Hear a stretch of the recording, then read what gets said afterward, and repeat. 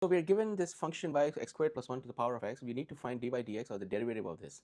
Okay, so the strategy is going to be logarithmic differentiation. Why? Because the exponent x, we need to bring it to the front, and we can do that so that it becomes a product, and we can do that by logarithmic differentiation. What that means, we're going to take ln on both sides, ln of y and ln of this, for this function, and then we are going to use the power rule of logs, where we can bring the x in before the ln. So now this looks like this. We're going to go ahead and differentiate both sides with respect to x. So on the left we have ln of y, so that is going to be, with respect of x, going to be implicit differentiation, so it's going to be 1 divided by y. Ln of y is 1 over y, and then times y prime. That's just basically the chain rule, dy dx.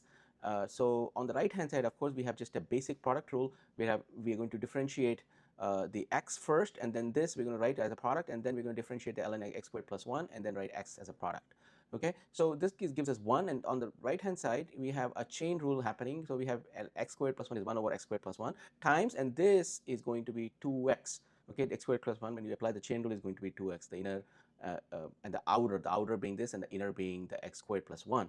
So now we have ln x squared plus 1 plus 2x squared by x squared plus 1, which is the right hand side. On the left we have 1 over y though. Now we take the y and bring it to the other side by cross multiplication. So what we have now is y times this whole expression. Now we can substitute the value of y as the original being given x squared plus 1 to the power of x, and let's go and do that. So now we have dy dx, or the derivative of the function that we had, is this long expression here. So what is the meaning of this graphically? So let's just say there's a function which is the original function that looks like this, and then this graph is the derivative of that function. Notice that where the derivative is 0, our original graph, the slope is also 0. Okay, so derivative is just the slope of the original function at that point. As you can see on this part, the derivative is essentially going, our graph, our function is going up, so the derivative is increasing. But as our function, it becomes less steep, the derivative is becoming lesser and lesser, but it's still positive. And then out here, of course, 0. And then out here, notice that the original function is steeply rising, and then the derivative, the slope, is also increasing.